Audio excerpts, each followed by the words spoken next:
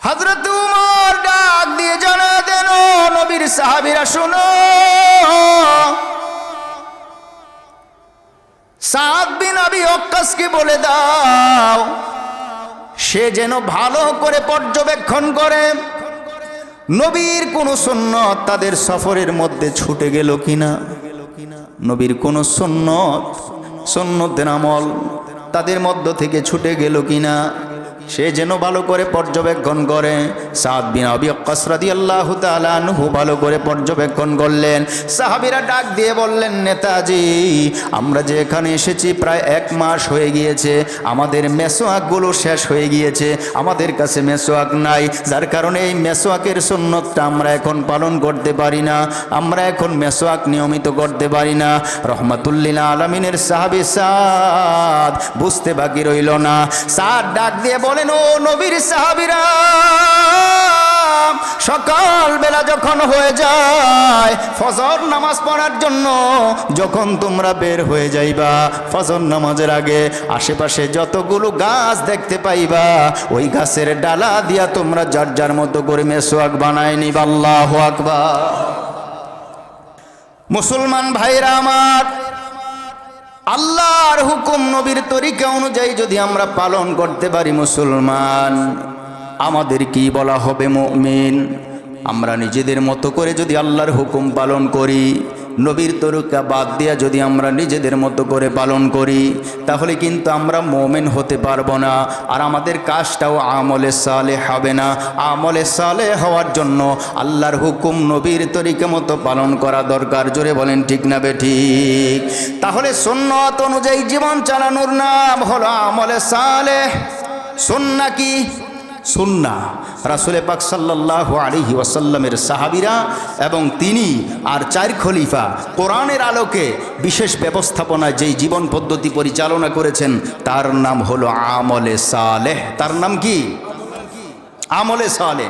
আমরা যদি আমলে সালেহ করতে পারি তাহলে আমাদের জীবন সাকসেস হবে, আমরা প্রফুল্ল হব, আমি ধনী হব, আমরা পৃথিবীতে এমন একটা সম্মানজনক জীবন পাবো যেই জীবনটার ভিতরে কোনো টেনশন থাকবে না। আল্লাহ বলেন, ফালা নুহইয়ান্নাহু হায়াতান তাইয়্যিবা, আমি আল্লাহ তাআলা তোমাদেরকে টেনশন মুক্ত জীবন দান করব, হায়াতে তাইয়্যিবা দান করব, তোমাদের কোনো চিন্তা থাকবে না, তোমাদের কোনো ভয় থাকবে না। জোরে বলেন সুবহানাল্লাহ।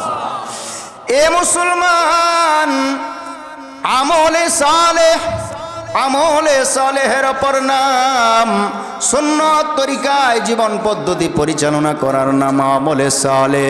আমলে সালেহ যার ভিতরে আছে, সুন্নত পদ্ধতির জীবন তার ভিতরে আছে, সুন্নত পদ্ধতির জীবন যার ভিতরে আছে, আমলে সালেহ তার ভিতরে আছে। আমলে সালেহ যদি কেউ করতে চায়, সুন্নতের বাইরে বিকল্প কোনো হাত বাড়াতে পারবে না। জোরে বলেন ঠিক না বেঠিক? নবী আমার ডাক দিয়ে জানায় দেন, যদি তোমরা সুন্নত পালন করে আসতে পারো মুসলমান, যদি তোমরা সুন্নত পালন করে আসতে পারো, মান আহাব্বা সুন্নতি, আমার আগে হুজুর বলে গেছেন সুন্নতের ব্যাপারে, মান আহাব্বা সুন্নতি ফাকাদ আহাব্বানি, আমার সুন্নতকে যারা মোহাব্বত করবে, মোহাব্বতের বহিঃপ্রকাশ করবে আমলের মাধ্যমে। যদি দেখতে দেখা যায় লোকটা সুন্নত পালন করে, তাহলেই বোঝা যায় লোকটা সুন্নত পালন করে। যদি দেখা যায় লোকটা সুন্নত পালন করে, তাহলেই বোঝা যায় লোকটা সুন্নতকে মোহাব্বত করে। জোরে বলেন ঠিক না বেঠিক? মান আমিলা সালিহাম মিন যাকারিন আও উনসা, আমার আল্লাহ ডাক দিয়ে জানায় দেন, মান আমিলা সালিহা, যারা আমলে সালেহ করবে, সুন্নত পদ্ধতি অনুযায়ী জীবন গড়বে, রহমাতুল লিল আলামিন ডাক দিয়ে জানায় দেয়, মুসলমান জানো না আমি আল্লাহ তাআলার পয়গম্বর তোমাদেরকে বললাম, যে ব্যক্তি আমার সুন্নত মতো পালন করবে দুনিয়ার জীবন, আমি রহমাতুল লিল আলামিন জান্নাতে গিয়েও তোমাকে আলাদা করব না, ওই ব্যক্তি আমার সাথে জান্নাতে অবস্থান করবে। মুসলমান ভাইরা আমার, রহমাতুল লিল আলামিনের সুন্নতের মধ্যে একটা সুন্নত হলো মেসওয়াকের সুন্নত। কিসের সুন্নত? লাখো কোটি সুন্নত রহমাতুল লিল আলামিনের জীবনে বিদ্যমান, এর মধ্যে একটা সুন্নত মেসওয়াকের সুন্নত। রহমাতুল লিল আলামিন ডাক দিয়ে জানায় দেন, ও মুসলমান, হাদা সিওয়াকি, ওয়া সিওয়াকুল আম্বিয়া, এটা আমার মেসওয়াক, আর এই মেসওয়াকটা সমস্ত আম্বিয়াদেরও মেসওয়াক। জোরে কোন সুবহানাল্লাহ। মেসওয়াকের অনেক ফজিলত, অনেক ফজিলত। রহমাতুল্লিল আলামিন ডাক দিয়ে জানায় দেয়, উম্মত যদি কেউ মরণের সময় ঈমান নিয়ে মরতে চাও তাহলে নিয়মিত মেসওয়াক করো। সুবহানাল্লাহ বলেন। রহমাতুল্লিল আলামিন মরজে মওতের সময় আম্মা জান হযরতে আয়েশা সিদ্দিকা রাদিয়াল্লাহু তাআলা আনহাকে ডেকে বলেন, আয়েশা ওই যে দেখো বেড়ার মাঝে আমার মেসওয়াকটা ঝুলতেছে গো আয়েশা। আয়েশা সিদ্দিকা বলে, ইয়া রাসূলুল্লাহ এই মুহূর্তে মেসওয়াক দিয়ে কি হবে? রহমাতুল্লিল আলামিন ডাক দিয়ে জানায় দেন, আয়েশা এই মেসওয়াকটা হাতে নাও। হাতে নিয়েছে। আয়েশা তুমি মেসওয়াকটা চিবাও। মেসওয়াকটা তিনি চিবাইলেন আর বললেন, আমার মুখটার মধ্যে মেসওয়াক করে দাও। রহমাতুল্লিল আলামিনের মুখের মধ্যে মেসওয়াক করে দিলেন। রহমাতুল্লিল আলামিন বলেন, জানো না আয়েশা, এই মেসওয়াক যারা নিয়মিত করবে আমার আল্লাহ রব্বুল আলামিন যেদিন আজরাইল ফেরেশতা পাঠাইবেন ওই দিন মৃত্যুর সময় এই মেসওয়াকের গুণে তার মুখে কালেমা জারি হবে। মেসওয়াকের দাম আছে না নাই? মেসওয়াকের অনেক ফজিলত, কত বলবো আপনাদেরকে। নামাজের সময় কেউ যদি মেসওয়াক করে নামাজ পড়ে স্বাভাবিক সাধারণ নামাজের চাইতে অনেক বেশি সওয়াব আল্লাহ তাআলা দান করে। সুবহানাল্লাহ বলেন। মুসলমান ভাইরা আমার, রহমাতুল্লিল আলামিন ইন্তিকাল করার পর ওমরে ফারুক রাদিয়াল্লাহু তাআলা আনহু was the second caliph of Islam. ইসলামের দ্বিতীয় খলিফা হযরতে ওমর। হযরতে ওমর সাদ বিন আবি ওয়াক্কাস রাদিয়াল্লাহু তাআলা আনহুকে যুদ্ধের সেনাপতি বানান। যুদ্ধের সেনাপতি বানাইয়া মিশরকে বিজয় করার জন্য, কালেমা পতাকা উড্ডীন করার জন্য মিশরে পাঠান। হযরতে সাদ বিন আবি ওয়াক্কাস কয়েক হাজার সৈন্য নিয়ে মিশরে উপস্থিত হয়ে যায়। ওখানে যাওয়ার পর মিশরের দুর্গার মধ্যে, মিশরের দুর্গর মধ্যে গেট লাগায় দেওয়া হয়েছে। গেট খোলে না আজকে প্রায় 1 মাস, কিন্তু গেট ভাঙ্গা গিয়ে আক্রমণ করা ইসলামের বিধান নাই। তোমাদের সাথে যুদ্ধ করতে আসবে তো যুদ্ধ করবা, তোমাদেরকে সারেন্ডার করবে তো তুমি যুদ্ধ করতে পারবে না।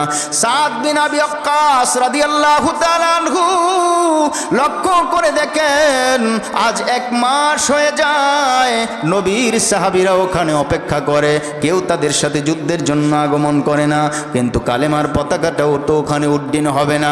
যার কারণে চিন্তায় পড়ে যায়। ওমর ফারুক রাদিয়াল্লাহু তাআলা আনহুর কাছে চিঠি লিখলেন। চিঠির মধ্যে লিখে দিলেন, জনাব আজকে 1 মাস হলো মিশরে আমরা আগমন করলাম, আজ পর্যন্ত আমরা দেশটাকে কালেমার পতাকা উড়াতে পারলাম না। এখন কি করা যায়? এখন কি করা যায়? হযরত ওমর ফারুক রাদিয়াল্লাহু তাআলা আনহু চিঠিটা পাওয়ার পর চিঠির মধ্যে যখন তিনি পড়তে লাগলেন, চিঠি পড়লেন আর তিনি বললেন, আমি ওমর মদিনা বসে বসে সেখানে আমি কিছুই করতে পারবো না। আল্লাহু আকবার বলেন। হযরত ওমর ডাক দিয়ে জানা দেন, ও নবীর সাহাবীরা শোনো, সাদ বিন আবি ওয়াক্কাসকে বলে দাও সে যেন ভালো করে পর্যবেক্ষণ করে নবীর কোন সুন্নত তাদের সফরের মধ্যে ছুটে গেল কিনা, নবীর কোন সুন্নতের আমল তাদের মধ্য থেকে ছুটে গেল কিনা সে যেন ভালো করে পর্যবেক্ষণ করে। সাদ বিন আবি ওয়াক্কাস রাদিয়াল্লাহু তাআলা আনহু ভালো করে পর্যবেক্ষণ করলেন। সাহাবীরা ডাক দিয়ে বললেন, নেতাজি আমরা যে এখানে এসেছি প্রায় 1 মাস হয়ে গিয়েছে, আমাদের মেসওয়াকগুলো শেষ হয়ে গিয়েছে, আমাদের কাছে মেসওয়াক নাই, যার কারণে এই মেসওয়াকের সুন্নতটা আমরা এখন পালন করতে পারি না, আমরা এখন মেসওয়াক নিয়মিত করতে পারি না। রহমাতুল্লিল আলামিনের সাহাবী সাদ বুঝতে বাকি রইল না। সাদ ডাক দিয়ে বলেন, ও নবীর সাহাবীরা সকাল বেলা যখন হয়ে যায় ফজর নামাজ পড়ার জন্য, যখন তোমরা বের হয়ে যাইবা ফজর নামাজের আগে আশেপাশে যতগুলো গাছ দেখতে পাইবা ওই গাছের ডালা দিয়া তোমরা যার যার মতো করে মেসওয়াক বানায় নিবা। আল্লাহু আকবার। সকাল হয়ে গেল, নবীর সাহাবীরা ঘুম থেকে জাগ্রত হয়েছেন। আশেপাশে গাছের ডালাগুলো ভাঙতে লাগলেন, যার যার মতো করে মুখের মধ্যে দিয়ে চাবাইতে লাগলেন, যার যার মতো চাবিয়ে চাবিয়ে তারা মেসওয়াক তৈরি করতে লাগলেন। দুর্গের ভিতর থেকে কাফের মুশরিক বেদিন বেঈমানের দল লক্ষ্য করে দেখলো, হায়রে মুসলমানের দল, চিনতে পারলাম না, বুঝতে পারলাম না, তাদের রূপটা এখনো ধরতে পারলাম না। এত মানুষ খাওয়ার পর জংলার গাছ খাওয়া শুরু করছে, যদি সকালবেলা আমাদেরকে পায় হাড্ডি গুড্ডি একটাও রাখবেন। আল্লাহু আকবার গান। ভয়ের চোটে দুর্গার গেট খুলে দিয়েছে, গেট খুলে যার যার মতো পালিয়ে যায়। নবীর সাহাবীরা ফজর নামাজ পড়ার পর লক্ষ্য করে দেখে মহাসড়কের মহা গেটটা খোলা দেখা যায়। আল্লাহু আকবার বলেন। আরে কিছুই তো বুঝতে পারলাম না, 1 মাস ধরে অপেক্ষা করতে লাগলাম, দুর্গের কোনো গেট খুললো না, হঠাৎ করে এখন গেটটা কেন খোলা দেখা যায়? সাদ বিন আবি ওয়াক্কাস ডাক দিয়ে বলেন, ও নবীর সাহাবীরা, খুব ভালো করে লক্ষ্য করো, এমনও তো হতে পারে গেট খুলে দিয়ে আমাদেরকে ভিতরে যাওয়ার পরে আক্রমণ করতে পারে। সাহাবীরা খুব ভালো করে পর্যবেক্ষণ করলো, ডাক দিয়ে বলেন, এ সাদ, দুর্গের ভিতরে এখন আর কোনো মানুষ দেখা যায় না গো সাদ। সাদ বিন আবি ওয়াক্কাস আল্লাহর শুকরিয়া আদায় করলেন, দুর্গার ভিতরে ঢুকলেন। ওখানে ঢোকার পর লক্ষ্য করে দেখেন কয়েক কিলোমিটার ভিতরে কোনো কাফের বেদিন বেঈমানকে আর চোখে পড়ে না, দেখা যায় না। সাদ বিন আবি ওয়াক্কাস সিজদায় পড়ে যায়, রব্বুল আলামিনকে ডাক দিয়ে বলেন, আল্লাহ, বিনা যুদ্ধে বিনা জিহাদে মিশরের মতো রাষ্ট্র তুমি আমাদের জন্য উন্মুক্ত করে দিয়েছো। আল্লাহ তোমার শুকরিয়া জানাই, আলহামদুলিল্লাহ বলেন। এ নবীর উম্মতের দল সাহাবায়ে কেরাম ভিতরে ঢোকার পর লক্ষ্য করে দেখলেন একজন মানুষকে এদিক সেদিক দৌড়াদৌড়ি করতে দেখা যায়, সে যেন পথ ভুলে গিয়েছে, ভয়ের চোটে রাস্তা হারিয়ে ফেলেছে। কিন্তু কয়েকজন সাহাবী তার কাছে দৌড়ায়া যায়, এ আল্লাহর বান্দা, তোমার কি সমস্যা হয়েছে বলো রে। আল্লাহর বান্দা বলে, তোমরা আমার কাছে এসো না, রাতের বেলা দেখছি যেইভাবে গাছ খাইতেছ, না জানি এখন আমার হাড্ডি গুড্ডি সহ খাও, তোমরা এখানে আসবে না। রহমাতুল্লিল আলামিনের সাহাবীরা সিজদায় পড়ে যায়, আল্লাহর কাছে ডাক দিয়ে বলি, আল্লাহ, তোমার নবীর একটা সুন্নত পালন করার কারণে বিনা যুদ্ধে আমরা মিশর রাষ্ট্রে আল্লাহর কালেমা পতাকা উঠাইলাম। সুন্নতের বহু দাম, বহু ফজিলত। আমার প্রাণের ভাইয়েরা, সুন্নত পালন করবে তারা, নবীকে মহাব্বত করে যারা, রসুলকে মহাব্বত করে যারা, সুন্নত পালন করবে তারা। জোরে বলেন ঠিক না বেঠিক? মেসওয়াকের একটা ছোট্ট সুন্নত আপনাদের কাছে বললাম, যদি সম্ভব হয় বন্ধু, আল্লাহকে খুশি করার জন্য, আমার রসুলকে খুশি করার জন্য মেসওয়াক করার দরকার আছে না নাই?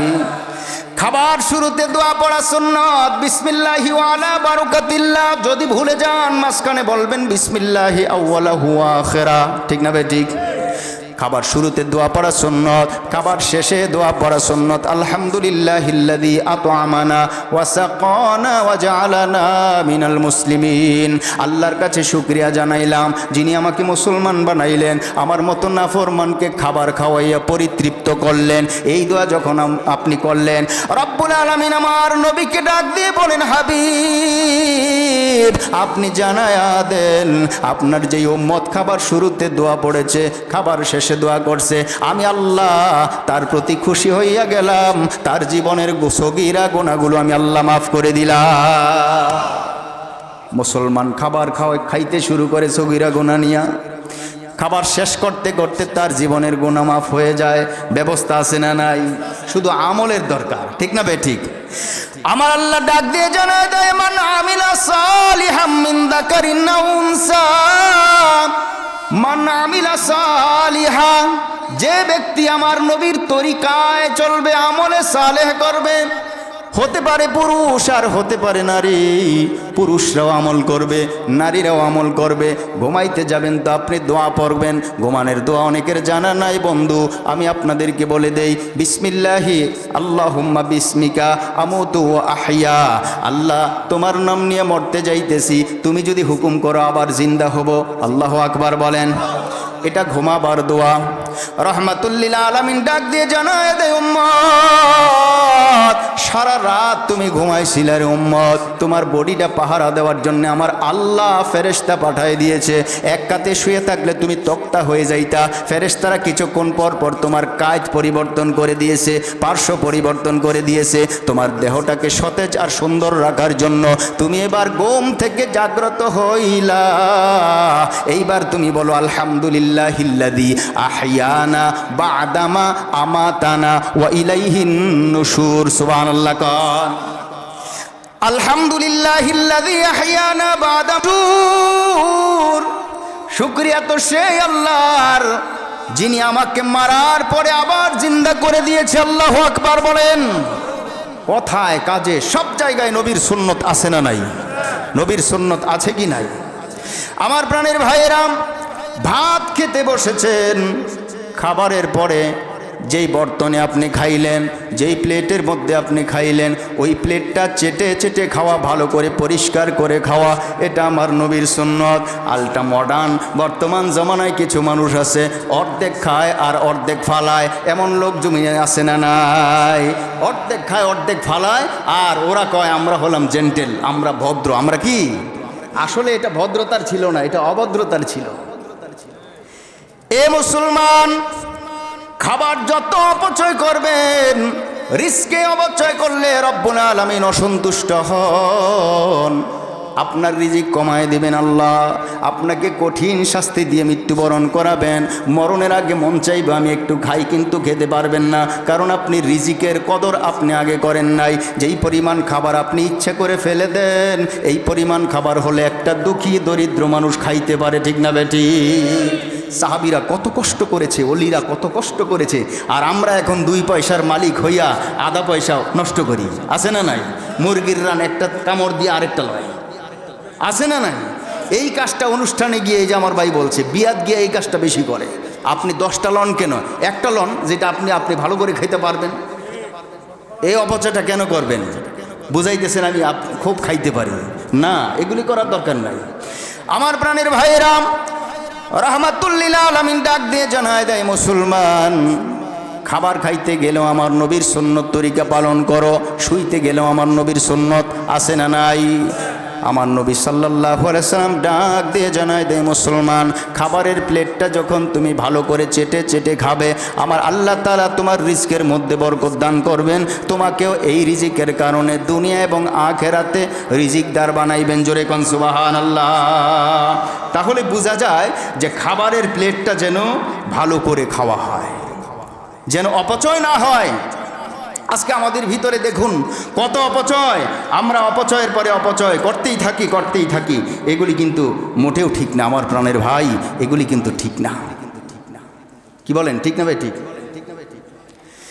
এ মুসলমান, হোসাইনি রহমাতুল্লাহ আলাইহি, ধরুন একজন আল্লাহর ওলি, আমাদের বাংলাদেশের একটা প্রখ্যাত বক্তা ছিলেন, আলেম ছিলেন, মুস্তাফা আল হোসাইনি রহমতুল্লাহ আলাইহি। এটা আলেমরা জানে, বড়রা ছিলেন।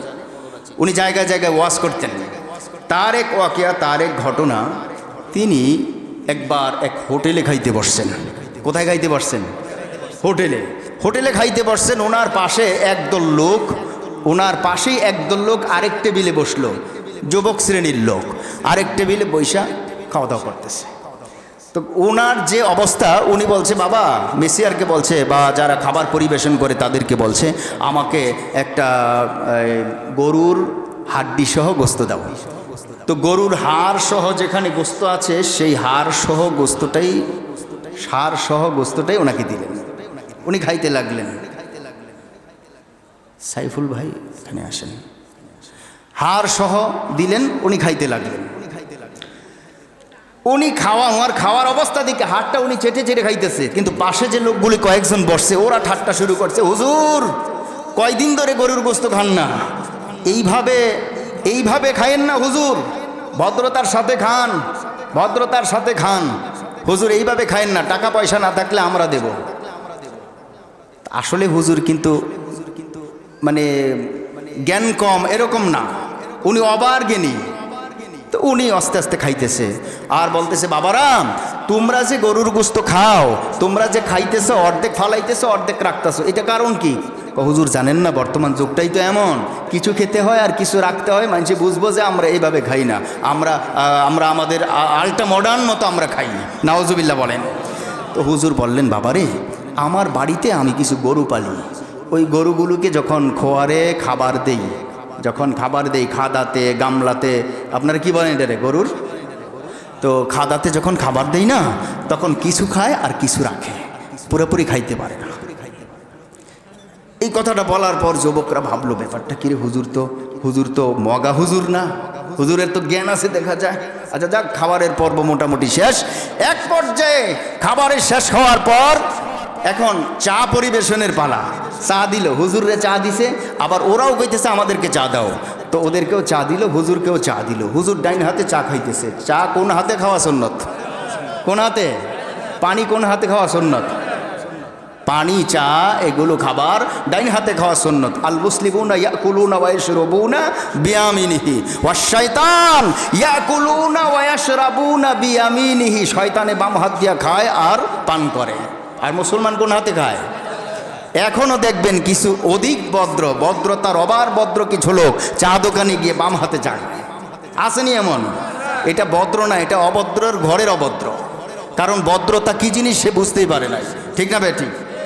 ওরা বাম হাতে চা খায়, হুজুরে ডাইন হাতে চা খায়। ওদের ইচ্ছা হলো, হুজুর এত বড় একটা কথা কইছে, আমগরে গরুর সাথে নিয়ে তুলনা দিছে। বলতেছে, বাবা আমার বাড়িতে কিছু গরু ফালি, এগুলির খাবার দিলে অর্ধেক খায় আর অর্ধেক ফালায়। তা এখন হুজুরে লজ্জা দিতে হবে, এটা হলো তাদের প্ল্যান। তো লজ্জা কিভাবে দেওয়া যায়? হুজুর পাশের টেবিল তো সবই শোনা যায়। হুজুর আপনাকে একটা প্রশ্ন করি, আপনি তো জ্ঞানী মানুষ, মনে হয় আপনি জ্ঞানী মানুষ, আপনাকে প্রশ্ন করি, আপনার দেশের কুকুরে কি খায়, কুত্তায় কি খায় এবং কিভাবে খায়? আপনার দেশের কুকুর কি খায় এবং কিভাবে খায়? এর মানে হলো কিছুক্ষণ আগে হুজুর কিন্তু গরুর হাড্ডিটা খুব ভালো করে খাইছে। হুজুর আপনার দেশের কুকুর কি খায় আর কিভাবে খায়? তো হুজুর কয়, বাবারে আমার দেশের কুত্তায় চা খায় আর বামাতে খায়। সুবহানাল্লাহ কান। সুন্নত পালন করতে গেলে কত বাধা। তাহলে যেমন কুকুর তেমন মুগুর, যেমন কুকুর তেমন মুগুর। বাংলাদেশের একজন প্রখ্যাত আলেম, খতিবে বাঙ্গাল যাকে বলা হতো, সিদ্দিক সাহেব রহমতুল্লাহ আলাই, স্বাধীনতা যুদ্ধের পর, ৭১-এর স্বাধীনতা যুদ্ধের পর ইন্ডিয়াতে তিনি একবার সফর করলেন। বাংলাদেশ থেকে তিনি স্টিমারে চড়লেন। স্টিমারের ফার্স্ট ক্লাসের কেবিন নিয়ে তিনি বসেছেন, ফার্স্ট ক্লাসের পাশে কিছু হিন্দুরাও বসছে, কিছু হিন্দুরাও পাশে বসেছে তাদের কেবিনে, তারা হুজুরের কেবিনে হুজুরে। এখন হুজুরকে দেখার পর তাদের তো গা জ্বলে উঠছে। আরে তাদের জন্য, আলেমদের জন্য বাংলাদেশে টিকতে পারলাম না, আবার এই আলেম ইন্ডিয়াতে যায়, আবার ফার্স্ট ক্লাসের মধ্যে টিকিট কইরা যায় স্টিমারে। হুজুর, মৌলভী সাহেব টিকিট মিকেট আছে? নেতারা কিন্তু এমন এইভাবেই কথা কয়, ঠিক না ভাই? হুজুর টিকিট মিকেট আছে? হুজুরে খুব ভদ্রভাবে টিকিট আছে এই কথাটা না বললে কয়, এভাবে কয়েকবার দেখাইলো। সুবহানাল্লাহ কোন। মুখগুলো কালো হয়ে গেল। আরে হুজুরের কাছে ফার্স্ট ক্লাসের টিকিট আছে, কারণ এটার দাম তো বেশি। আচ্ছা বসে রইছে। ওদের উদ্দেশ্য হলো হুজুরকে কিভাবে লজ্জিত করা যায়, কিভাবে হুজুরকে ছোট করা যায়, মান খাটো করা যায়, এই উদ্দেশ্য নিয়ে এক এক সময় এক একটা কথা কয়, 500 কথা কয়, ডিস্টার্ব করে। একবার কইতেছে, হুজুর আপনাদের নবী তো আপনাদেরকে বিভিন্ন দোয়া শিখাইছে, অজুর দোয়া, খাবারের দোয়া, ঘুমের দোয়া, এমনকি স্ত্রী সহবাসের দোয়া আপনার নবী আপনাকে শিখাইছে, আলহামদুলিল্লাহ বলেন। তো হুজুর আপনারা যখন বাথরুমে যান এই দোয়াও তো আপনাদের কি শিখাইছে? কয় হ্যাঁ এই দোয়াও শিখাইছে। বাথরুম থেকে যখন বের হইলেন ওই দোয়াও তো শিখাইছে? কয় হ্যাঁ শিখাইছে। তো হুজুর আপনারা যখন পিছন বায়ু ছাড়েন, পিছন বায়ু যখন ছাড়েন, বুঝছেন না বোঝেন নাই? পিছন বায়ু যখন ছাড়েন তখন কি দোয়া করেন? আপনাদেরকে আপনাদের নবী এই দোয়া শিখাইছেনি? এর মানে যখন আপনি পাদ দেন, পাদের কি দোয়া? এইটা হুজুরকে মানে লজ্জা দেওয়া উদ্দেশ্য, বুঝছেন? হুজুর কয় হরে কৃষ্ণ হরে রাম রাধে, এই আমার কাছে দোয়া শোন, আমরা এই দোয়াও জানি, হরে কৃষ্ণ হরে রাম রাধে, হিন্দুরা জন্ম হইছে মুসলমানের পাদে। জবাবটা ঠিক হয়েছে নি কোন? যেমন কুকুর তেমন মুগুর। আমার প্রাণের ভাইয়েরা, রাহমাতুল্লিল আলামিনের সুন্নত পালন করার পর একটা মানুষের জীবনের লাইফ সাকসেস হয়ে যায়, লাইফ স্টাইল ভালো হয়ে যায়। আমার আল্লাহ ডাক দিয়ে জানায় দেন, মান আমিলা সালিহাম মিন যাকারিন আও উনসা ওয়া হুয়া মুমিন ফালানুহইয়ান্নাহু হায়াতান তাইয়্যিবা। আমি আল্লাহ তাআলা তাদেরকে আমি হায়াতে তাইয়্যিবা দান করব। হায়াতে তাইয়্যিবার হলো দুটি ভাগ, হায়াতে তাইয়্যিবার হলো দুটি ভাগ, আর বিপরীতে হায়াতে খবিসা নামে একটা হায়াত আছে কোরআনে। ওই হায়াতে খবিসার হলো তিনটি ভাগ, দুইটা ভাগ আর তিনটা ভাগ। সুন্নত তরিকায় চলতে পারলে আমার আল্লাহ তাআলা ডাক দিয়ে জানায় দেয়, মান আমিলা সালিহা, যারা সুন্নত তরিকা অনুযায়ী আমল করবে, সুন্নত তরিকা মতো চলবে, আল্লাহ তাআলা বলেন ওয়ালা নাজজিয়ান্নাহুম আজরাহুম বিআহসানি মা কানু ইয়ামালুন। আমার প্রাণের ভাইয়েরা, আমার আল্লাহ তাআলার পয়গম্বরের সুন্নত মতো যদি জীবন চালানো যায়, জীবন পরিচালনা করা যায়, দুনিয়াতেও সফল আখিরাতেও সফল। জোরে বলেন ঠিক না বে ঠিক? এ মুসলমান, আমি যে আল্লাহর পয়গম্বরকে ভালোবাসি আমার প্রমাণ হবে আমার আমলের মাধ্যমে। আমি যদি আমল আল্লাহর নবীর আমলগুলো যদি আমি করি, তাহলে বোঝা যাবে যে আমি আল্লাহর নবীকে ভালোবাসি। আর যদি আমলগুলো না করি, তাহলে বোঝা যাবে যে আমি আল্লাহর পয়গম্বরকে ভালোবাসি না। এজন্য সাচ্চা ভালোবাসা, সঠিক ভালোবাসার বড়ই অভাব, বড়ই অভাব। আজকে দাড়ি নাই, টুপি নাই, পাঞ্জাবি নাই, নামাজ পড়ে না, মেসওয়াক করে না, খাবারের দস্তরখান নাই, মানুষ দেখলে সালাম কালাম নাই, তারপরেও বলে আমরা আশিকে নবী, আমরা আশিকে নবীর দল। নাউজুবিল্লাহ বলে। উল্টা পাল্টা মুসলমানদেরকে বুঝায়, মুসলমান তাদের কাছে দৌড়ায়, মাজারে বাজারে এখানে সেখানে গিয়ে তারা নিজেদের ইমানগুলো হারায়। আর তারা বিভিন্ন রকমের সুতা নাতা দিয়া মানুষদেরকে ইসলামকে বোঝাবার চেষ্টা করে। আরে ওটা ইসলাম না, ইসলাম হলো গান বাজনা করার নাম, ইসলাম হলো ডোল বাজনা করার নাম, ইসলাম হলো গানের মঞ্চে যাওয়ার নাম। নাউজুবিল্লাহ বলেন। গান গেছিল খাজায় যেই দিন, আকাশটা কাঁপছিল কেন, জমিনটা নাচছিল কেন, বড় পীর গামছিল কেন সেই দিন, সেই দিন গান গেছিল খাজায় যেই দিন। আল্লাহ নবীজির গান, পীর আউলিয়ার শান, যে বলে হারাম সে কমিন। আল্লাহ নবীজির গান, পীর আউলিয়ার শান, যে বলে হারাম সে কমিন। যেদিন আমার দিনের নবী ছাড়িয়া যায় পৃথিবী, গান গাইয়া ক্ষমা চাইরেন চাইরেন, গান গেছিল খাজায় যেই দিন। আসে না নাই? এর মানে গানকে জায়েজ করার পায়তারা, গানকে জায়েজ করার পায়তারা, ঠিক না বে ঠিক? এ মুসলমান, আমার আল্লাহ রাব্বুল আলামিনের পয়গম্বরের একজন খাঁটি উম্মতের নাম খাজা মাইনুদ্দিন চিশতি রহমাতুল্লাহ আলাইহি, ঠিক না বে ঠিক? খাজা মাইনুদ্দিন সাধারণ মানুষ না, অসাধারণ মানুষ। খাজা মাইনুদ্দিন চিশতি রহমাতুল্লাহ আলাইহি ভারতের জমিনে যখন তিনি আসলেন, তিনি পদার্পণ করলেন। খাজা মাইনুদ্দিন চিশতির সাথে আরো 360 জন আউলিয়া নিয়ে আজমির শরীফে খিমা গাড়লেন। রাতের অন্ধকার যখন হয়ে যায়, আল্লাহর প্রেমে তিনি মত্ত হয়ে যান, গোটা পৃথিবী নীরব হয়ে যায়। খাজা মাইনুদ্দিন চিশতি রহমাতুল্লাহ আলাইহি আল্লাহর প্রেমে তিনি সামা গাইতে থাকেন। সামা, ওইখানকার সামা আর বর্তমানের গান কিন্তু এক না, ঠিক না বে ঠিক?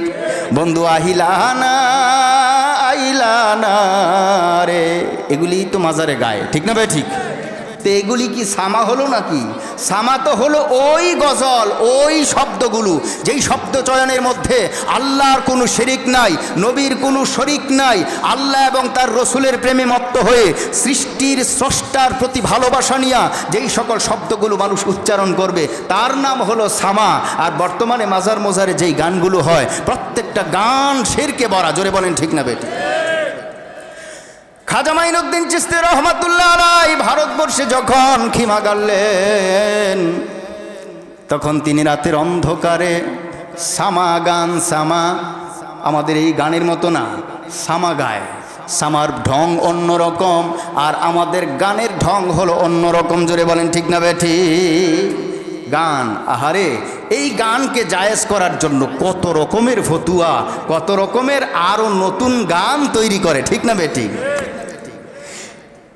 রোজ হাসর কঠিন নিদানে, ওই যে একটা গান বলে না, রোজ হাসর কঠিন নিদানে রব্বুল আলামিন ওয়াহিদুল কাহ্হার সাজিয়া থাকিবেন হাকিম, থাকিবে না দয়া মায়া স্নেহ মমতা, সেদিন কেউ হবে না কারো জন্য জামিনদাতা।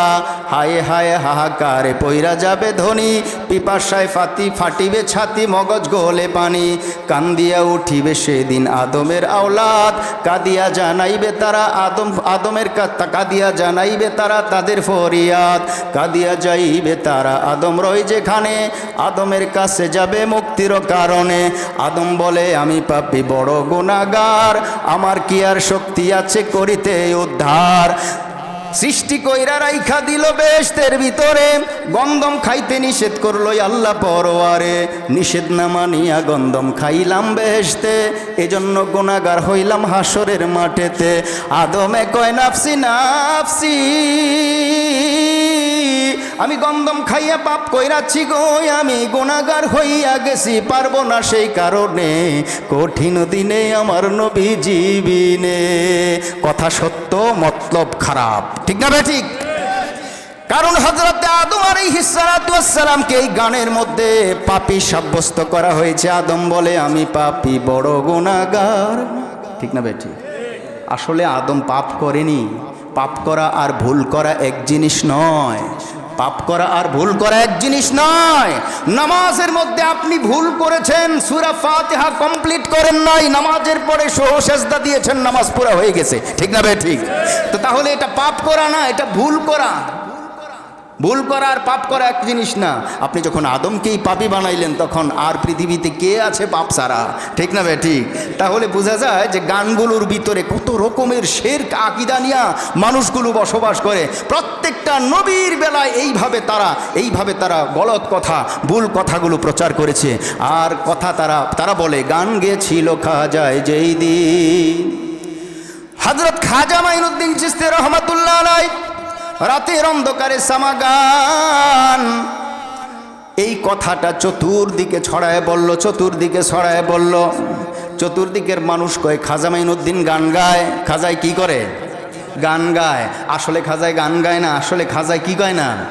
গান গায় না, সামা গায়। সামা আর গান এক জিনিস নয়। চতুর্দিকে একটা কথা ছড়িয়ে পড়ল যে খাজা মাইনুদ্দিন গান গায়। এই খবর শুধু ভারতবর্ষে না, এই খবর চলে গেল সেই বাগদাদে, যেখানে পিরানে পীর দস্তগীর আব্দুল কাদের জিলানী রহমতুল্লাহ আলাইহি আছেন। সুবহানাল্লাহ বলেন। আব্দুল কাদের জিলানী রহমতুল্লাহ আলাইহির কাছে খবর চলে গেল যে খাজা মাইনুদ্দিন গান গায়। আব্দুল কাদের কয় এই জন্য কি তাকে ভারতে পাঠানো হয়েছে? আরে ভারতে পাঠানো হয়েছে তাকে আত্মভোলা মানুষগুলোকে পথের সন্ধান দেওয়ার জন্যে, আমলে সালেহ শিক্ষা দেওয়ার জন্যে। সে গিয়ে এই কাজ করবে, তাহলে তাকে বিচার করতে হবে, শরীয়তের আইনের বিচার তার উপরে কায়েম করা হবে। চলো আমার সাথে কয়েকজন খাজা মাইনুদ্দিনের বিচার করার জন্য পিরানে পীর দস্তগীর আব্দুল কাদের জিলানী তার হাতে রাখা বিশাল বড় একটা লাঠি সঙ্গে নিলেন, আর বললেন শরীয়তের বিচার করা হবে খাজা মাইনুদ্দিনকে। সে ভারতে গিয়ে কেন গান গায়? ভারতের মধ্যে আস্তে আস্তে তিনি চলে আসলেন। আস্তে আস্তে আসার পরে যখন খাজা মাইনুদ্দিনের দরবারের পাশে আসলেন, খাজা মাইনুদ্দিন জানতে পারলেন যে বড় পীর আব্দুল কাদের জিলানী উপস্থিত হয়েছে। বড় পীরকে রিসিভ করার জন্য দরজার সামনে যায়। হুজুর, আপনার আগমনে আমি ধন্য হয়েছি, চলুন আমার ঘরের দরজা দিয়ে ভিতরে চলুন। তখন খাজা মাইনুদ্দিনকে দেখার পর পিরানে পীর দস্তগীর আব্দুল কাদেরের চোখগুলো লাল হতে লাগলো, আর বলল মাইনুদ্দিন, তোরে কি এজন্য ভারতে পাঠানো হয়েছে? মানুষগুলোকে যেখান থেকে ফিরিয়ে আল্লাহমুখী করার দায়িত্ব তোমার ছিল, অথচ তুমি গানের মাধ্যমে মানুষগুলোকে শিরকি আকীদা শিখাচ্ছ, মানুষগুলোকে তুমি পথ হারা বানাইতেছো নতুন করে। এজন্য দেখো আমি তোমাকে বিচার করার জন্য এসেছি। আমার হাতে একটা শরীয়তের লাঠি আছে, শরীয়তের আইনে যেই বিচার হয় সেই বিচার তোমাকে কায়েম করা হবে, এজন্য এসেছি। খাজা মাইনুদ্দিন বলেন বেশ ভালো, আসুন ভিতরে আসুন। না, আমি ভিতরে যাব না, আমি আগে শুনতে চাই তুমি কোন গান গাও, কোন গানের কারণে আজকে তোমার এই বদনাম চতুর্দিকে হয়ে গেল। তোমাকে তো একটা দায়িত্ব দিয়েছিলাম, নবুয়তি দায়িত্ব, নবীওয়ালা দায়িত্ব তোমাকে দিয়েছিলাম, কেন এরকম হলো? তোমার গান শুনতে চাই। হুজুর, আমার গান তো আমি দিনের বেলা গাই না, আমার গান তো আমি রাতের বেলা গাই। সুবহানাল্লাহ বলে। ঠিক আছে, আমি রাত পর্যন্ত বারান্দায় বসে থাকলাম, অপেক্ষায় থাকলাম। ঠিক আছে, রাত হয়ে যাক। রাত যখন হয়ে গেল, গভীর রাত হয়ে গেছে। খাজা মাইনুদ্দিন চিশতি রহমাতুল্লাহ আলাইহি ঈশান নামাজের পর আর অন্যান্য ইবাদত বন্দিগির পর তিনি বাতি অফ করে ঘরের ভিতরে আল্লাহর প্রেমে মত্ত হয়ে তাহাজ্জুদের নামাজের জন্য তিনি রেডি হয়ে যান। আর যখন তাহাজ্জুদের নামাজের মধ্যে তিনি চলে যান, তখন আল্লাহ তাআলার পুরা পৃথিবীটা থমথমে সুন্দর এক হাওয়া বইতেছে। জোরে বলেন সুবহানাল্লাহ। খাজা মাইনুদ্দিন চিশতি রহমাতুল্লাহ আলাইহি নামাজের সেজদার মধ্যে চলে যান। সেজদার মধ্যে গিয়া নিজের জীবনের জন্য কান্নাকাটি করেন, নিজের অপরাধের জন্য আল্লাহর দরবারে কান্দেন। আল্লাহ, তুমি যদি আমাকে মাফ না করো, আমাকে যদি ক্ষমা না করো আল্লাহ, তাহলে আমি মাইনুদ্দিনের জীবন বড় বিফল হবে আল্লাহ।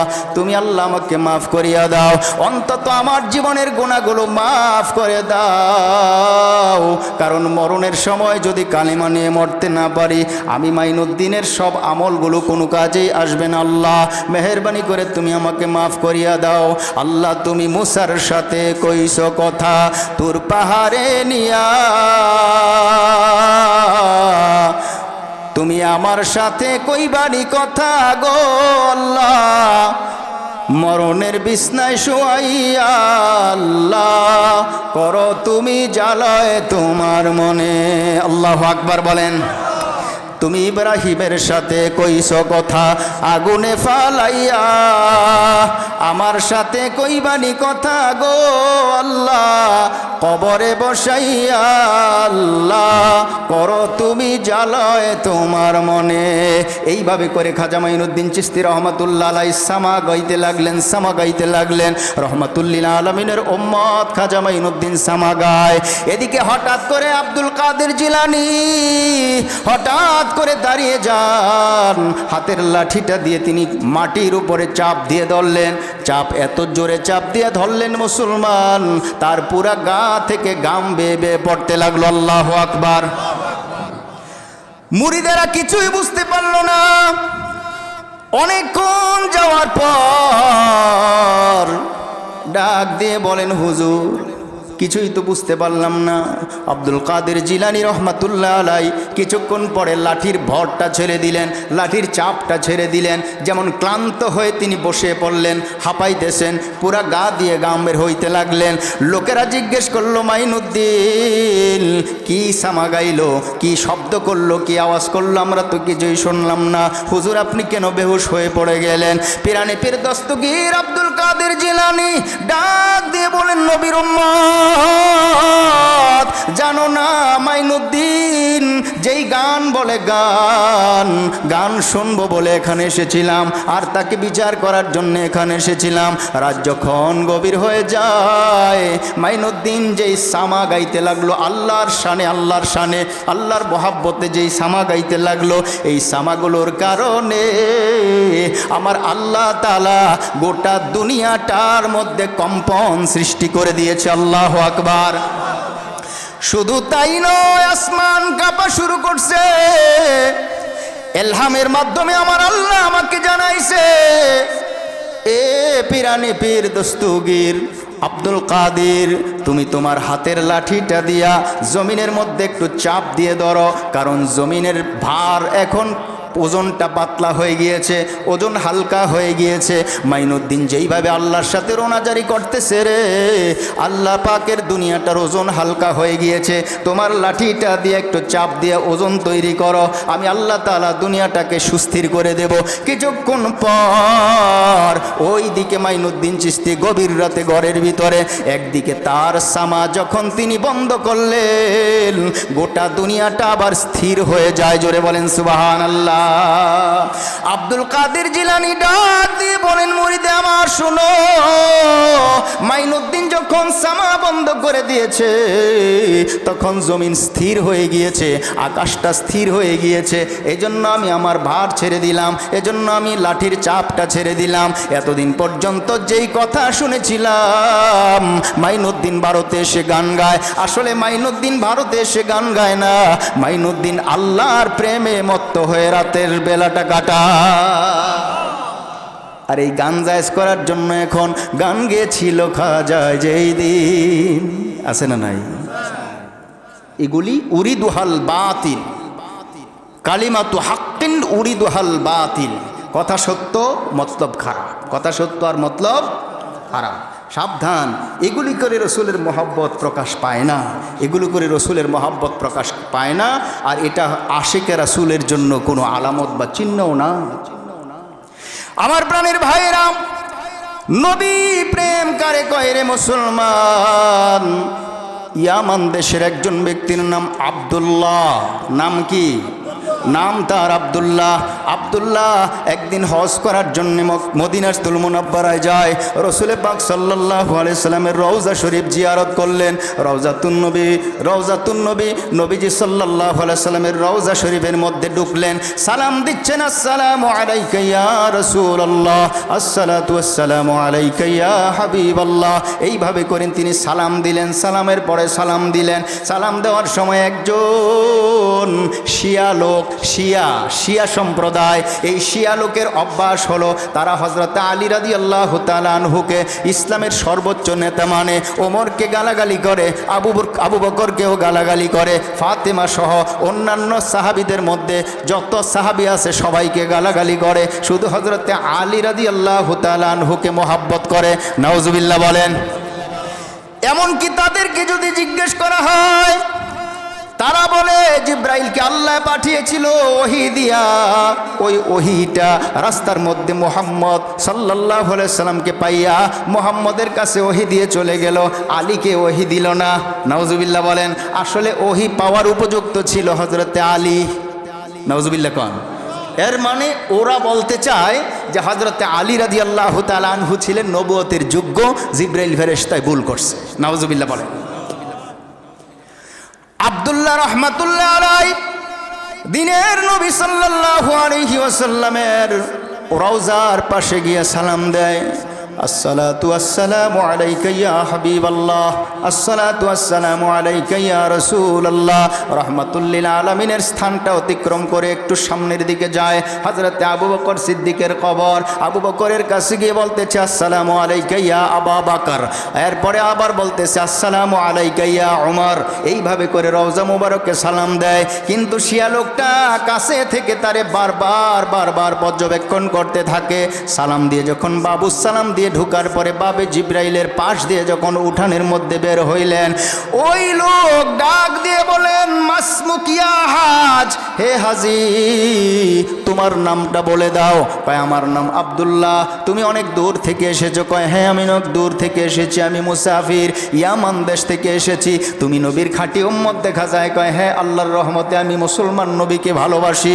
এই কথা বলার পর লোকটা বলে আমার বাড়ি মদিনায়, আমি মদিনার মানুষ, আমি তোমাকে একটা দাওয়াত করি রে আল্লাহর বান্দা, চলো চলো আজকে তুমি আমার বাড়িতে দাওয়াত খাইতে যাও। লোকটা বললেন যদি এমন ব্যবস্থা হয় আমার জন্য ভালো, আল্লাহর শুকরিয়া জানাই। মদিনাবাসীর দাওয়াত, মদিনার মানুষের দাওয়াত, দাওয়াতটা গ্রহণ করা নবীর সুন্নত, মদিনাবাসীর দাওয়াত এটা আবার ভাগ্যের বিষয়। চলো চলো তোমার বাড়িতে যাই, চলো বাড়িতে যাই। লোকটাকে ধরে নিয়ে গেল তার বাড়িতে। বাড়িতে যাওয়ার পর একটা খাস কামরার মধ্যে তারে বসতে দিল আব্দুল্লাহকে, আর ডাক দিয়ে বলতেছে আল্লাহর বান্দা এখানে বসে যাও, এখানে বসে যাও, তোমার জন্য কিছুক্ষণের মধ্যে খাবার পরিবেশন হবে, তোমার জন্য কিছুক্ষণের মধ্যে আপ্যায়নের ব্যবস্থা করা হবে। তিনি অপেক্ষা করতে লাগলেন। সরল মানুষ, সরল সহজ মানুষ, তিনি হাজি মানুষ, তিনি অপেক্ষা করতে লাগলেন। কিছুক্ষণের মধ্যে ওই পাষণ্ড একটা লোহার বড়শির মতো এইভাবে একটা ধারালো একটা অস্ত্র নিয়ে আসলো, হাতে একটা ছুরি নিয়ে আসলো। তাকে জোর করে কয়েকজন লোক দিয়ে ধরলো, ধইরা তারে শোয়াইয়া তার জিহ্বাটা টান দিয়ে বের করলো। তার জিহ্বাটা টান দিয়া বের কইরা ধারালো ছুরিটা দিয়া নিজের হাতে জিহ্বা কেটে দেয়, আর বলে তুই কেন এত আশেক হইলি, তুই রসুলের এত কেন আশেক হইলি, তুই জানিস না আমরা এই নবীর নবীর, আমরা এই নবীর এত কদর করি না। আমাদের সামনে যারা এই নবীকে এত কদর করে রে, আবু বকর সিদ্দিকের এত কদর করে, আমরা তাকে ভালো দেখি না, আমরা তাকে শাস্তি দেই। এজন্য তোর শাস্তি হলো তোর জিহ্বাটা আমি কেটে দিলাম। বলেন নাউজুবিল্লাহ। জিহ্বাটা হাতের মধ্যে দড়াইয়া ডাক দিয়ে বলেন, হে আশিকে নবী, যাও এই জিহ্বাটা নিয়ে যাও, তুমি তোমার নবীর কাছে নিয়ে যাও, যেন তোমার নবী তোমার জিহ্বাটা লাগাইয়া দেয়, জিহ্বাটা যেন তোমার মুখে লাগাইয়া দেয়। নাউজুবিল্লাহ বলেন। এ নবীর উম্মতের দল কাটা জিহ্বাটা আব্দুল্লাহ হাতের মধ্যে নিলেন, চোখের পানিগুলো দরদর করে কাঁদতেছে, আর পানিগুলো পড়তেছে, মুখ রক্তে লাল হয়ে যায়, দাড়িগুলো ভিজে যায়, কথা বলতে পারে না। সামনের দিকে এক পা দুই পা করে সামনের দিকে যায়, সামনের দিকে যেতে যেতে আর মনে মনে কয়, আল্লাহ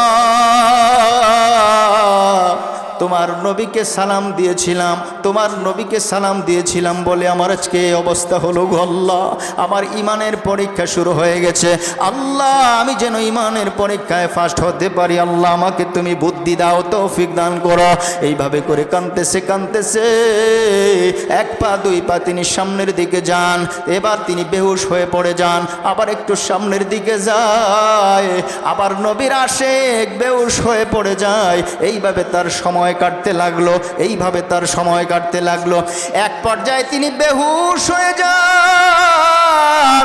হুশ ফিরে আসার পর লক্ষ্য করে দেখতেছে রওজায়ে আতহারটা অতি কাছে দেখা যায়। জোরে বলেন সুবহানাল্লাহ। আমার প্রাণের ভাইয়েরা, কাটা জিহ্বাটা হাতের মধ্যে নিয়া আব্দুল্লাহ সামনের দিকে যায়, রওজায়ে আতহারের কাছে চলে যায়। রওজায়ে আতহারের কাছে যখন তিনি গেলেন, আবার বেহুশ হয়ে পড়লেন, বেহুশ হয়ে পড়লেন তিনি। রাহমাতুল লিল আলামিনকে ডেকে বলছে, ইয়া রাসূলুল্লাহ, আপনাকে সালাম দিলাম, আপনার গুহার সাথী, আপনার হিজরতের সাথী, আপনার জান্নাতের সাথী আবু বকরকে সালাম দিলাম। ওমরে ফারুক যার ব্যাপারে আপনি বলেছেন লাউকানা বাদি নাবিয়ান লাকানা ওমর, আপনার পরে যদি নবী হওয়ার যোগ্যতা কারো থাকতো তাহলে ওমরের ছিল, ওই ওমরকে সালাম দিলাম। যেহেতু আপনাদেরকে সালাম দিলাম, এজন্য আমাকে এই অপরাধে আমার জিহ্বাটা তারা কেটে দিয়েছে। আল্লাহ আল্লাহ, তোমার নবীর রওজার পাশে আসার পর আমার এই বিপদ হয়ে গেল। রহমাতুল লিল আলামিনের উম্মত কিছুক্ষণের মধ্যে তন্দ্রাচ্ছন্ন হয়ে যায়, চোখটা তার বন্ধ হয়ে যায়, তিনি ঘুমের ঘরে চলে যান। স্বপ্নে দেখতেছে নবী আমার, ডাক দিয়ে বললেন, হে আব্দুল্লাহ, তোমার এই অবস্থাটা আমি নবী সব দেখি রে। জোরে বলেন সুবহানাল্লাহ। এ আব্দুল্লাহ, তোমাকে আমার দুশমনের রাসূল জিহ্বা কেটে দিয়েছে রে আব্দুল্লাহ, আসো আসো আমার বুকের সাথে আসো। নবী আমার তার উম্মতকে বুকের সাথে জড়ায় নিলেন। স্বপ্নের কথা স্বপ্নে, ভাইরা আমার, বন্ধুরা আমার, আব্দুল্লাহ স্বপ্নে দেখতেছে নবী আমার তার উম্মত আব্দুল্লাহকে বুকের মধ্যে জড়ায় নিলেন, আর বলেন, আব্দুল্লাহ চিন্তা করো না রে আব্দুল্লাহ, দাও তোমার কাটা জিহ্বাটা আমার হাতে দাও, তোমার কাটা জিহ্বাটা আমার হাতে দাও। আব্দুল্লাহ কাটা জিহ্বাটা রহমাতুল লিল আলামিনের হাতে দিলেন। রহমাতুল লিল আলামিন আর দেরি করলেন না, তার কাটা জিহ্বাটা স্বপ্নের ভিতরে তার মুখের মধ্যে লাগাইয়া জিহ্বার চতুর্দিকে লালা ঢুকাই দিছে। জোরে বলেন সুবহানাল্লাহ। রহমাতুল লিল আলামিনের লালা, মুখের লালার যে কত দাম এ মুসলমান। রহমাতুল লিল আলামিন নবী আমার মক্কা থেকে হিজরত করার কালে, মক্কা থেকে হিজরত করার কালে মক্কা নগরীর কাবাগর থেকে 7 কিলোমিটার দক্ষিণ এবং পূর্ব কর্নারের দিকে, 7 কিলোমিটার দক্ষিণ এবং পশ্চিম কর্নারের দিকে একটা বিশাল উঁচা পাহাড় আছে, যেই পাহাড়ের নাম হলো জাবালে সুর, যেই পাহাড়ের নাম হলো জাবালে সুর। ওই পাহাড়ের মধ্যে হিজরতের রাতে রহমাতুল লিল আলামিন আত্মগোপন করেছিলেন ওখানে 3 দিন। রহমাতুল লিল আলামিন আলামিন আর আবু বকর দুইজন হিজরত করার কালে ওই গুহার মধ্যে গিয়ে আশ্রয় গ্রহণ করলেন। একদিন, 2 দিন, 3 দিন চলে যায়। 3 দিন পরে হযরত আবু বকরের পায়ের মধ্যে একটা বিষাক্ত সাপ কামড় দিয়েছে। সুবহানাল্লাহ বলেন। এর কারণ হলো হযরত আবু বকর সিদ্দিক গুহার ভিতরে ঢোকার পর চতুর্দিকের ছোট ছোট ছিদ্রগুলি বন্ধ করে দিয়েছে রে মুসলমান। একটা পিপিলিকা ঢুকার মতো জায়গাও বাকি ছিল না। সর্বশেষ তার রুমালটা শেষ হয়ে গিয়েছে, আর ছিদ্র বন্ধ করার মতো আর কোনো রুমাল নাই, কাপড় নাই, অতিরিক্ত কোনো কাপড় নাই। হযরত আবু বকর চিন্তা করতে লাগলেন, সবগুলো আমি দরজা বন্ধ করলাম, ছোট ছোট জানালাগুলি বন্ধ করলাম, ছিদ্রগুলি বন্ধ করলাম, একটা ছিদ্র বাকি আছে রে মুসলমান। এই ছিদ্রটা দিয়া যদি কোনো পাহাড়ি বিষাক্ত কোনো সাপ আগমন করে রে রহমাতুল লিল আলামিনের চেহারা দংশন করতে পারে, আমার নবীকে কষ্ট দিতে পারে। এজন্য হযরত আবু বকর নিজের পা এইভাবে ঠেক দিয়া, পাও দিয়া ধাক্কা দিয়া গর্তটা বন্ধ করছে। আল্লাহু আকবার বলেন। সাপ এসে লক্ষ্য করল, ওই বিষাক্ত সাপ প্রথম রাতে ঘরে এই গর্তের ভিতরে ঢুকলো। গর্তের ভিতরে ঢুকার পরে দেখতেছে চতুর্দিকের জানালাগুলো বন্ধ। এখন কি করা যায়? অপেক্ষা করতে লাগলো। দ্বিতীয় দিন অপেক্ষা করতে লাগলো। তৃতীয় রাত যখন এসে যায়, সাপ আর দেরি করে নাই, হযরত আবু বকরের পায়ের মধ্যে ছোবল দিল। রহমাতুল লিল আলামিন ওই সময় আবু বকর সিদ্দিক রাদিয়াল্লাহু তাআলা আনহুর পুরোটাকে বালিশ বানাইয়া রহমাতুল লিল আলামিন আরাম ফরমাচ্ছিলেন। দো জাহানের সরদার ঘুমন্ত আছে। সুবহানাল্লাহ বলেন। হযরত আবু বকর সিদ্দিক রাদিয়াল্লাহু তাআলা আনহু বিষাক্ত সাপের কামড়ের কারণে আবু বকরের চেহারাটা নীল হয়ে যায়। আবু বকর সহ্য করতে পারেন না। আবু বকর চোখ দিয়ে দরদর করে পানি ঝরতে লাগলো। কয়েক ফোঁটা পানি নবী পাক সাল্লাল্লাহু আলাইহি সাল্লামের নূরানি চেহারার মধ্যে পড়লো। রহমাতুল লিল আলামিনের ঘুম ভেঙে গেল। ডাক দিয়ে বলেন, আবু বকর বাড়ি ঘর ছেড়ে এসেছো? আবু বকর স্ত্রী ছেড়ে এসেছো, কন্যা ছেড়ে এসেছো রে আবু বকর, সন্তান সন্ততি সব ছেড়ে এসেছো, বাড়িঘর আত্মীয় স্বজন সব কিছু ফালাইয়া হিজরত করার জন্য আমার সাথে রওনা দিলা আবু বকর। আবু বকর মনে হয় তুমি বাড়ি ঘরের মায়ায় কান্দো, যাও তুমি বাড়ি ঘরে যাও। স্ত্রীর মায়ায় কান্দো রে আবু বকর, যাও তুমি স্ত্রীর কাছে যাও। সন্তানদের মায়ায় কান্দো, যাও তুমি সন্তানদের কাছে যাও। আবু বকর ডাক দিয়ে বলে, আল্লাহি ইয়া রাসূলুল্লাহ, রাসূল গো আপনি জানেন না আমি স্ত্রীর জন্য কাঁদি না, আমি আমার সন্তানের জন্য কাঁদি না, আমি আমার বাবা মায়ের জন্য কাঁদি না, আমি আমার বাড়ি ঘরের জন্য কাঁদি না। আবু বকর কেন কান্দো রে আবু বকর, তুমি তাড়াতাড়ি বলো। আবু বকর ডাক দিয়ে বলে, ইয়া রাসূলুল্লাহ আমি দুনিয়ার কোনো মায়ায় কান্দি না গো নবী, দেখুন আমার পায়ের মধ্যে যেন কোন বিষাক্ত প্রাণী কামড় দিয়েছে, এজন্য বিষের যন্ত্রণা সহ্য করতে পারি না, আমার চোখ দিয়ে পানি পড়তেছে, আপনি আমাকে মাফ করবেন ইয়া রাসূলুল্লাহ। রাসূল আমার ডাক দিয়ে বলেন, আবু বকর পাওটা তুমি টান দাও। আবু বকর পাও টান দেয় না, আর বলতেছে, নবী গো আমি আবু বকরের জীবন যদিও যায়, ওই বিষাক্ত প্রাণী যেন আপনাকে কামড় দিতে না পারে, আমি আমার পাও কোনোদিন টান দিব না। আল্লাহু আকবার বলেন। এ নবীর উম্মত আশিক নবীর দল। আবু বকর কেমন আশিক ছিল রে, আর আমি আপনি কেমন আশিক? আবু বকর কয়, ইয়া রাসূলুল্লাহ আমি যদি মরেও যাই তবু আমি আমার পাওটা টান দিব না গো নবী। নবী আমার ডাক দিয়ে বলেন, আবু বকর তুমি জানো না আল্লাহ রাব্বুল আলামিন আমাকে দুনিয়ায় পাঠিয়েছেন রহমতের নবী বানাইয়া, আমার গায়ে যদি মশা মাছি বসতে চায় আরশে আজিমের পারমিশন লাগে। বলেন আল্লাহু আকবার। এ আবু বকর তুমি কোনো চিন্তা করো না, পাও তোমার টান দাও। হযরত আবু বকর পাও টান দিয়েছে, সঙ্গে সঙ্গে বিষাক্ত সাপ গর্তের ভিতরে ঢুকে ফনা ধরেছে। কিছুক্ষণ রহমাতুল্লিল আলামিনের চেহারাটা পরিদর্শন করলো। কিছুক্ষণ দেখার পর সাপ তার ফনাটা নিচের দিকে করে বন্ধ করে মুখটা নিচের দিকে দিয়া রহমাতুল্লিল আলামিনের পায়ের মধ্যে একটা চুমু দিয়েছে। বলেন আল্লাহু আকবার। নবী আমার ডাক দিয়ে বলেন, এ সাপ, তুই আমার আবু বকরের কেন কামড় দিলি? তুই জানিস না আজকে আমরা হিজরত করে মক্কা থেকে মদিনায় যাব রে। আবু বকর ছাড়া আমার সাথে আর কোনো সাথী না। ইদহুমা ফিল গার, তারা দুজন ছাড়া আর কোনো সাথী নাই। সাপকে ডাক দিয়ে বলে, সাপ রে, কেন আমার সাথীকে কামড় দিলে? কেন আমার আবু বকরকে কামড় দিলে? তুই কি জানিস না রে সাপ, আমার আল্লাহ একটা জান্নাত বানাইছেন। আমার আবু বকর জান্নাতে ঢুকার আগে আর পৃথিবীর কেউ জান্নাতে ঢুকতে পারবে না। জোরে কোন সুবহানাল্লাহ। তুই কি জানিস না জান্নাতের 8টা দরজা? আবু বকরকে ডাকবে, আয় আবু বকর আয়। তারপরে অন্যান্য নবীরা ঢুকবে, অন্যান্য নবীর সাহাবীরা ঢুকবে। এ আবু বকরের মানতি তুই জানিস না? সাপ আমার ডাক দিয়ে বলে, ইয়া রাসূলুল্লাহ, আমি সব জানি গো নবী, আমি সব জানি। আপনার আগে দুনিয়াতে আমার আল্লাহ একজন নবী পাঠাইছিলেন, যেই নবীর নাম হলো ঈসা পয়গম্বর। ঈসা আলাইহিস সালাম দুনিয়ায় এসেছিলেন। তিনি একদিন এইভাবে করে উম্মতদেরকে নিয়ে ওয়াজ করতেছিলেন, মজমার মধ্যে তিনি বক্তব্য দিচ্ছিলেন।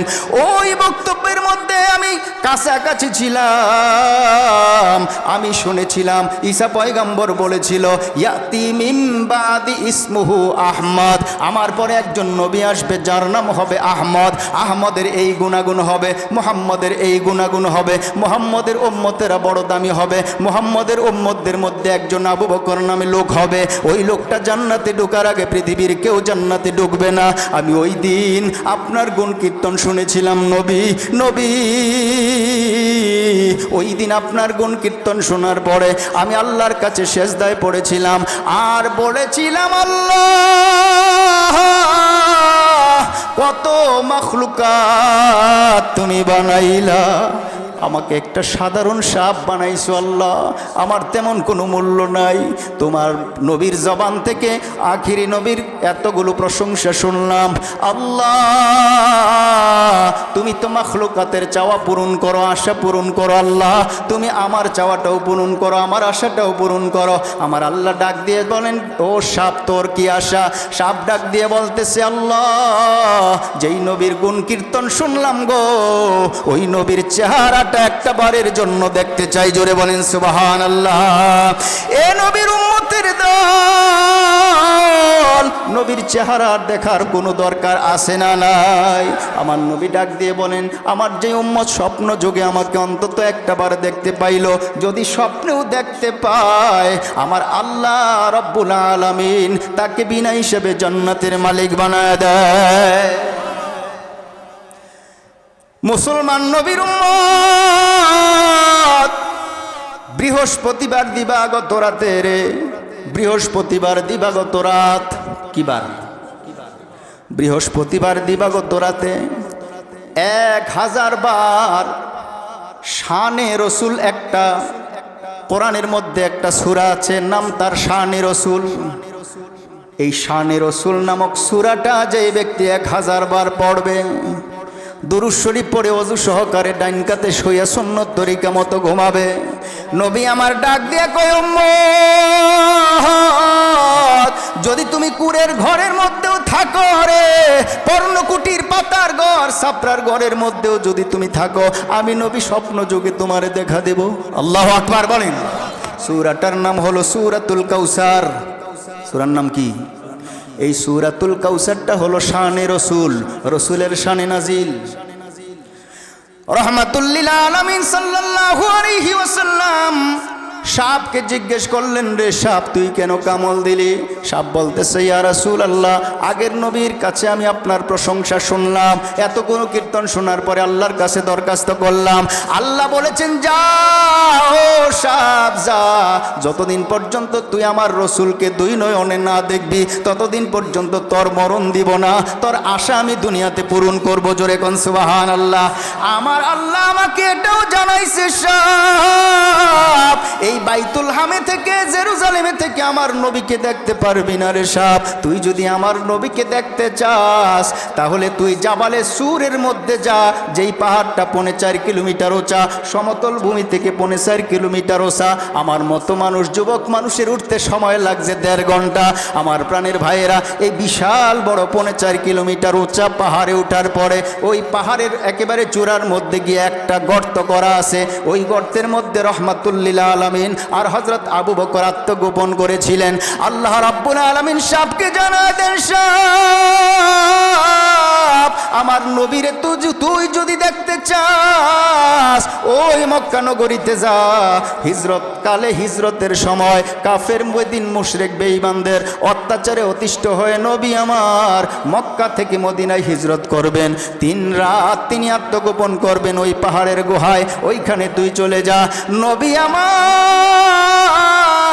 আমি আল্লাহর কথার উপরে ভরসা করে রওনা দিলাম। 1000 বছরের পথ পাড়ি দিয়ে এখানে আসলাম।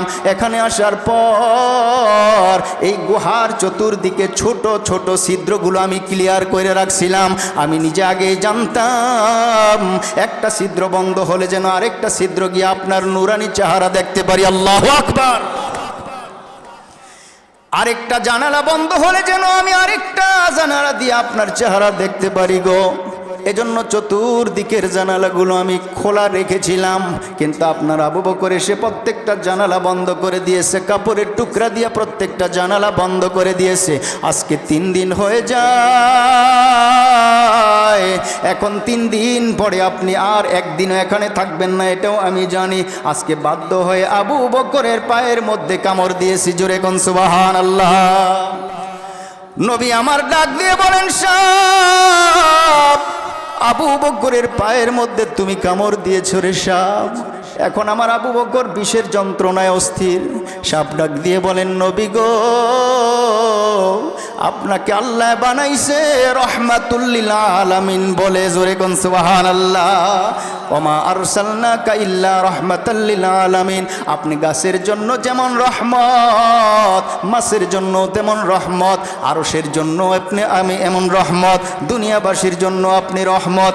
আপনার কাছে কোনো কিছুই অসম্ভব নয়। ইয়া রাসূলুল্লাহ, ইয়া হাবিবাল্লাহ,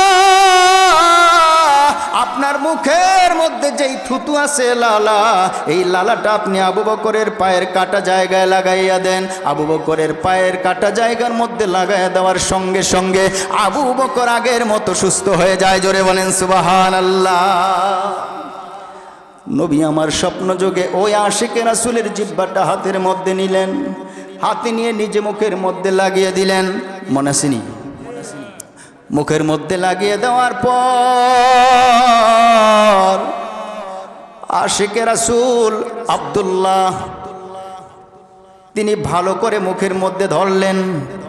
দেখতেছে জিহ্বার জায়গায় জিহ্বা আছে, একটুও বেশ কম নাই।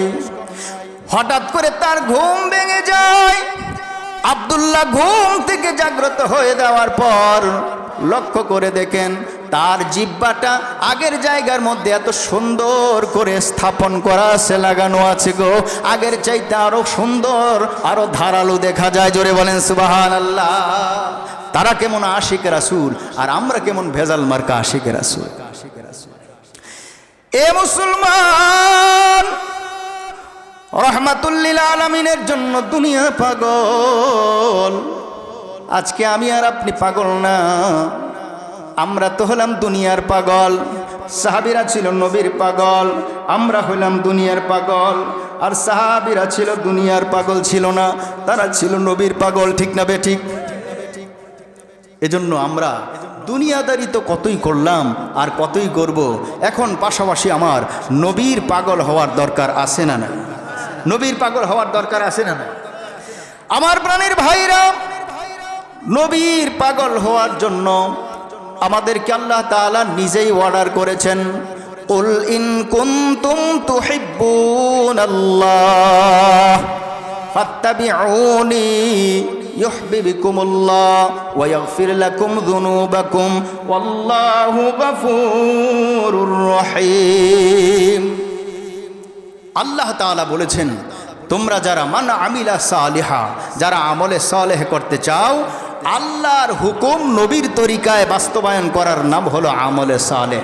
মান আমিলা সালিহা, তোমাদের মধ্যে যে কেউ আমলে সালেহ করবে তাদের জন্য আমি আল্লাহ তাআলা পবিত্র জীবন দান করব, টেনশন ফ্রি জীবন দান করব। জোরে বলেন সুবহানাল্লাহ।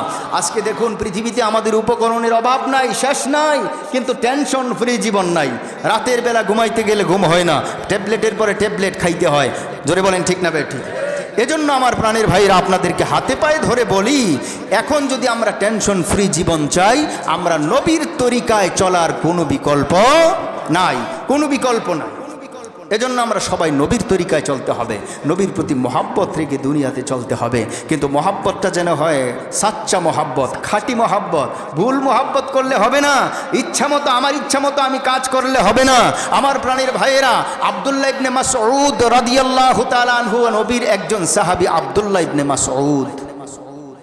আব্দুল্লাহ ইবনে মাসউদ বলেন, নবীজি সাল্লাল্লাহু আলাইহি সাল্লামের ইন্তিকালের পর আমি দেখলাম কিছু মানুষ মসজিদে ইশরাকের নামাজ পড়ছে। ইশরাক, সালাতুল ইশরাক আপনারা পড়েননি? মুরব্বীরা পড়ে মাঝে মাঝে, আমি দেখি।